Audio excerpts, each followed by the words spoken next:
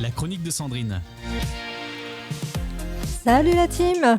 Les vacances approchent, ce moment que l'on attend toute l'année. Et quand je dis toute l'année, ce n'est pas une image. Le dernier jour des vacances de l'an dernier, certains étaient déjà en train de regarder celle de cette année. À peine rentré. Bon, alors l'été prochain, on fait quoi? Doucement, Jean-Mich. Tu n'as même pas encore défait ta valise. Parce qu'au fond, les vacances, c'est étrange. On passe environ 50 semaines à les attendre. 50 semaines pour 2 semaines. C'est le seul projet de notre vie où l'on consacre 10 fois plus de temps à attendre quelque chose qu'à le vivre. Imaginez si on faisait pareil avec un repas, vous passeriez 3 jours à regarder une pizza arriver. Et puis le grand jour arrive, le départ, le moment où les adultes parfaitement raisonnables se transforment en enfants de 8 ans. Au bout de 4 kilomètres, c'est encore loin, 40 kilomètres, on habite plus loin que de notre travail que ça. Mais là, non, on est en vacances, chaque minute devient une injustice.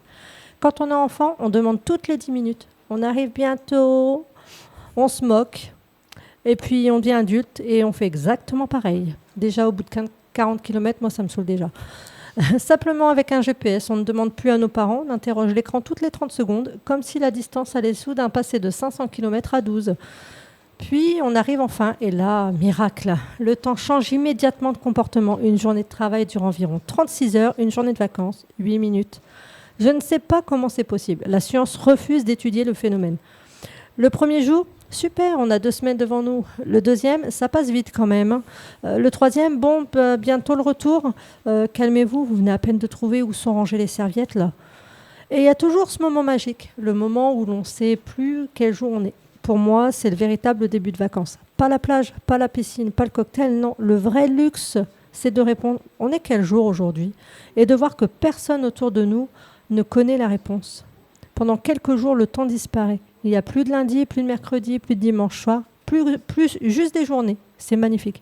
C'est probablement l'une des rares expériences qui nous reste gratuite.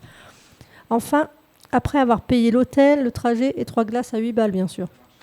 Mais ce qui me fait le plus rire, c'est notre rapport au repos. Toute l'année, on répète, j'ai besoin de vacances, j'ai besoin de me reposer. Puis les vacances arrivent, premier matin. Quelqu'un dit, bon, qu'est-ce qu'on fait aujourd'hui ? Pourquoi faut-il faire quelque chose? Le repos était pourtant l'objectif officiel.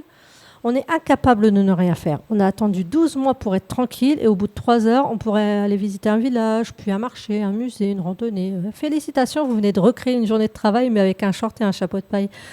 Et aujourd'hui, il y a une difficulté supplémentaire. Instagram, parce qu'avant, les vacances servaient à se reposer. Maintenant, elles servent aussi à prouver qu'on se repose. Nuance importante. On voit des photos parfaites, une plage magnifique, un coucher de soleil, un cocktail. Personne ne montre la réalité. Personne ne publie. Voici la photo de moi en train de chercher une place de parking depuis 45 minutes. Ou voici mon coup de soleil en forme de bretelle. Ou encore, voici mon enfant qui demande pour la 128e fois de la journée, enfin du trajet, si on arrive bientôt alors que nous sommes déjà arrivés.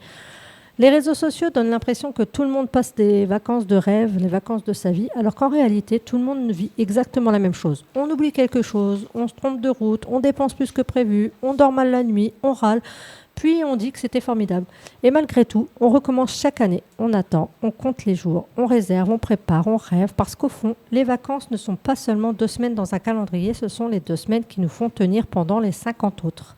Alors si vous partez bientôt, profitez-en. Oubliez le jour de la semaine, ne regardez pas trop votre montre et surtout essayez de ne pas demander « on arrive bientôt après les 40 premiers kilomètres », même si entre nous on le fait tous. D'ailleurs, ma petite baguette magique là, de la semaine, je ne l'ai pas piochée. Angie, s'il te plaît. Est-ce qu'elle va nous parler de vacances, la petite baguette, ou pas? Alors, c'est la numéro 25. Votre intuition s'épanouit comme une fleur rare. Prêtez attention aux petits détails que vous avez tendance à ignorer. Vous comprendrez qu'à beaucoup de vos questions, il existe en réalité des réponses simples et précises. C'était Sandrine pour ma dernière chronique de la saison. En attendant la prochaine, gardez le smile, les vacances arrivent.